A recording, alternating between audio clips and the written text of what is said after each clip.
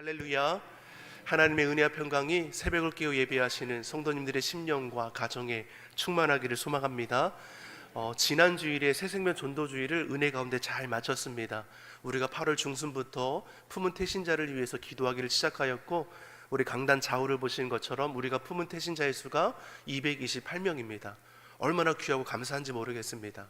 우리가 주께서 품게 하신 영혼을 결코 잃어버리지 않고, 새생명 전도주일은 끝났지만 우리의 기도는 이제부터 시작이 되는 것이죠. 하나님의 때에 결실함을 이룰 수 있도록 여러분 품은 태신자를 결코 포기하지 않기를 간절히 축복합니다.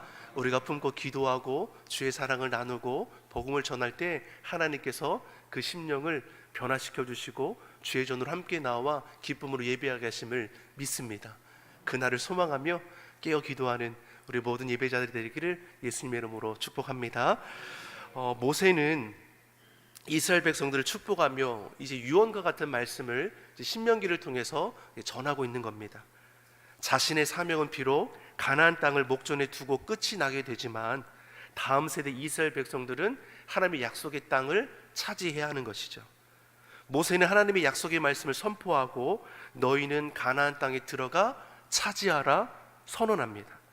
하나님께서 너희를 인도하여 반드시 약속을 이룰 거라는 것이죠. 아멘이시죠? 하나님의 약속, 하나님께서 이루어 가시는 것이죠. 이스라엘 백성들은 하나님의 약속을 신뢰함으로 행동하면 되는 것입니다. 내게 맡기신 비전, 사명은 어떻게 감당하는 것입니까? 믿음으로 감당하는 것이죠. 믿음으로 순종할 때 하나님의 역사는 이루어지게 되어 있습니다. 그러면 그 다음은 하나님이 책임져 주시는 것이죠. 그 땅을 차지할지니라. 한번 따라하겠습니다. 그 땅을 차지할지니라. 그 땅을 차지할지니라. 누구의 말씀입니까? 하나님의 말씀이죠. 하나님은 앞서서 아직 차지하지도 않은 땅인데 들어가서 행할 일을 가르쳐 주셨습니다. 지파별로 땅의 분배를 말씀해 주셨고, 그곳에 도피성 6곳을 두어서 억울한 자가 있지 않도록 행하라고 하셨습니다. 무엇보다 가나안 땅을 점령하면 그 땅의 모든 사람은 하나도 남기지 말고 진멸할 것을 명령하셨습니다. 오늘 본문에서도 말씀하시죠. 2절, 3절의 말씀을 같이 우리가 보겠습니다. 내 하나님 여호와께서 그들을 내게 넘겨 내게 치게 하시리니 그때에 너는 그들을 진멸할 것이라. 그들과 어떤 언약도 하지 말 것이요 그들을 불쌍히 여기지도 말 것이며 또 그들과 혼인하지도 말지니 내 딸을 그들의 아들에게 주지 말 것이요 그들의 딸도 내 며느리로 삼지 말 것은. 가나안 땅은 젖과 꿀이 흐르는 풍요로운 땅이라고 기록하고 있습니다. 정탐꾼을 통해서도 알 수 있는 것이 무엇이었습니까? 포도 한 송이를 양쪽의 사람이 짊어지고 올 정도로 풍요로웠다라는 것을 우리가 알 수 있었습니다. 문제는 무엇입니까? 그 땅은 죄와 우상이 가득한 땅이라는 것이죠. 이스라엘 백성들이 하나님께서 약속하신 가나안 땅을 차지하는 것으로 하나님의 약속이 끝나는 것이냐? 그렇지 않다라는 것입니다. 그 땅에 있는 온갖 죄악된 것을 깨끗이 청결하게 해야 한다라는 것이죠. 가나안 땅을 차지하도록 도우시는 분은 우리 하나님이십니다. 그러나 그 땅을 정결하게 하는 것은 이스라엘 백성들이 감당해야 할 몫이라는 것이죠. 이 하나님이 분명히 말씀하시죠. 그 땅의 모든 것을 진멸하라. 그 땅에 있는 정치, 경제, 교육, 사회, 문화 모든 것이 타락했습니다. 다시 말해 모든 것을 다 갈아엎어버려야 하는 것이죠. 죄악된 것을 그대로 내버려 두면 오염되는 것은 순식간인 것입니다. 그러니 너희는 가나안 땅을 차지하거든 그들과 어떠한 언약도 맺지 말고 그들을 불쌍히 여기지도 말고 그들과 혼인하지도 말라라고 했습니다. 오직 너희가 할 것은 무엇입니까? 5절의 말씀입니다. 오직 너희가 할 것, 5절의 말씀 같이 보겠습니다. 오직 너희가 그들에게 행할 것은 이러하니 그들의 제단을 헐며 주상을 깨뜨리며 아세라 목상을 찍으며 조각한 우상들을 불사를 것이니라. 아멘. 이스라엘 백성들이 가나안 땅에서 가장 먼저 해야 할 것이 무엇입니까? 가나안을 가득 채우고 있는 모든 우상들을 다 불태우고 부숴버리는 것이죠. 가나안은 내 그 정신을 깨트려 버리는 겁니다.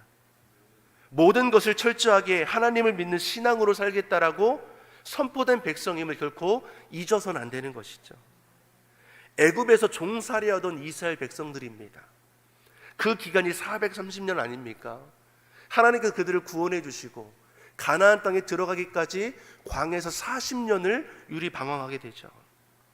그리고 가나안 땅에 들어가면 어떤 일이 벌어지겠습니까? 모든 것이 발달된 가나안 땅에 들어가면 저들이 막 유혹거리가 사방에 널려 있는 거 아닙니까? 이제까지 누리지 못했던 갖가지 문화들, 건축들, 예술들, 음식들, 놀이 등등 모든 것이 이스라엘 백성들에게는 유혹거리가 될 것이죠. 마음을 지키지 못하면 오히려 이스라엘 백성들이 저들 가운데 물들어가게 될 수밖에 없는 것입니다. 그러니 하나님 신앙을 훼손하게 하는 것은 전부 버려야 하는 것을 교육하고 양육하고 있는 것이죠. 그러면서 모세는 우리가 누구인지를 결코 잊어버리지 말라라고 말씀해 줍니다. 6절의 말씀이죠. 이스라엘 백성, 너희가 누구냐? 같이 보겠습니다. 너희는 여호와 내 하나님의 성민이라. 내 하나님 여호와께서 지상 만민 중에서 너를 자기 기업의 백성으로 택하셨나니. 너희는 하나님의 성민, 거룩한 백성이라는 것이죠. 하나님의 거룩한 백성입니다. 저와 여러분은 누구입니까? 하나님의 거룩한 백성입니다. 여호와께서 지상 만민 중에서, 이 땅의 많은 사람 중에서 자기 기업의 백성으로 택하셨습니다. 이스라엘을 하나님께서 택하셔서 거룩하고 보배롭게 하셨습니다.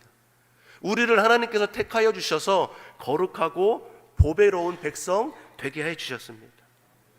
모세는 이스라엘 백성들에게 구별됨을 강조하고 있는 것이죠. 하나님의 거룩한 백성, 하나님의 기업이라는 것을 잊어버리지 말라라는 것입니다. 사랑하는 성도 여러분, 우리는 하나님의 거룩한 백성입니다. 하나님의 기업입니다. 우리는 세상 속에 섞일 수 없는 것이죠. 이처럼 영적 정체성이 분명해야 세상 유혹에 넘어가지 않게 될 것입니다. 모세는 이스라엘이 감당해야 할 영적 전쟁에 대해서 거듭해서 말씀해 주는 것이죠. 이스라엘 백성들이 감당해야 할 싸움은 혈과 육에 있는 것이 아닙니다. 영적인 싸움이죠. 죄와의 싸움입니다. 공중 권세 잡은 악한 영에 대한 싸움임을 잊어버리지 말아야 합니다. 우리도 마찬가지입니다. 이 땅을 살아갈 때 죄의 싸움이죠. 악한 권세와 싸움입니다.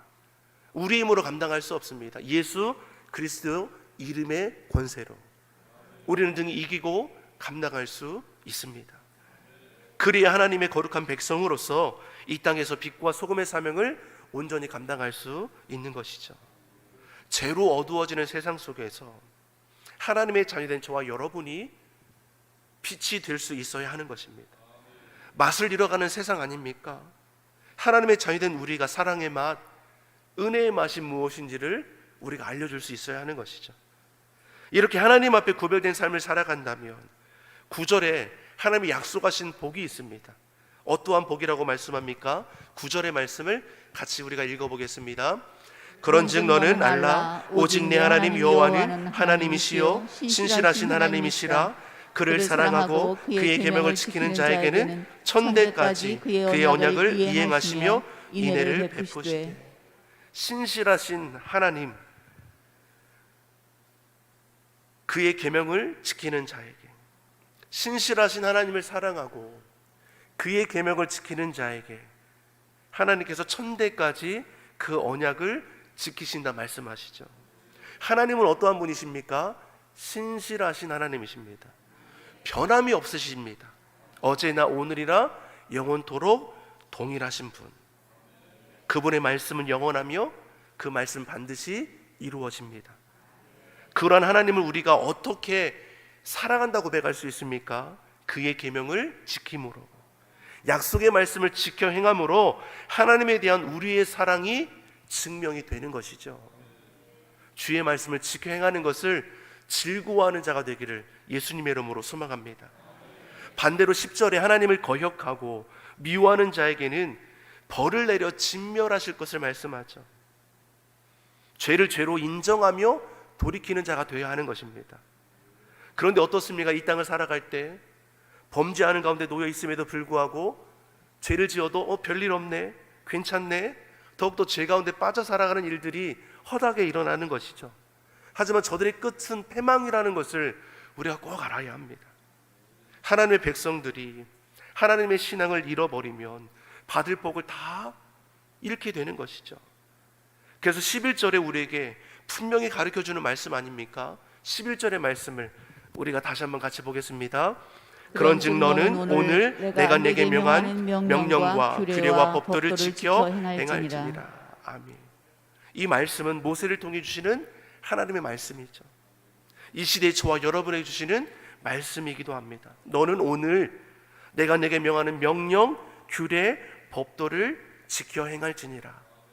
하나님의 말씀대로 온전히 순종하는 삶을 살아내라는 것이죠. 깨어 기도하고 믿음으로 살고 말씀대로 나아가는 것입니다. 그러면 하나님의 놀라운 은혜의 약속이 있다라는 것이죠. 12절의 말씀도 다시 한번 보겠습니다. 12절의 말씀 같이 보겠습니다. 너희가 이 모든 법도를 듣고 지켜 행하면 내 하나님 여호와께서 내 조상들에게 맹세하신 언약을 지켜 내게 인애를 베푸실 것이라. 하나님의 약속의 말씀 듣고 지켜 행하면 은혜를 베푸십니다. 이 은혜 한결같은 사랑입니다. 변치 않는 무한하신 사랑으로 우리를 돌보신다 말씀하시죠. 그 크고도 깊고도 넓은 사랑 가운데에 13절의 말씀 보니까 땅에 복을 주어 소출이 풍성하고 속한 기업이 번성하게 될 것입니다. 15절에 모든 질병을 멀리하사 우리의 영혼육을 지켜주신다 말씀하시는 것이죠. 이처럼 하나님의 한결같은 사랑 가운데에 영혼이 잘되고 범사가 잘되고 강건케 되는 복을 누리게 된다는 것입니다. 그 비결이 무엇입니까? 계속해서 신명기의 말씀을 통해서 강조하는 것은 이 한 가지입니다. 하나님의 말씀을 듣고 지켜 행하라.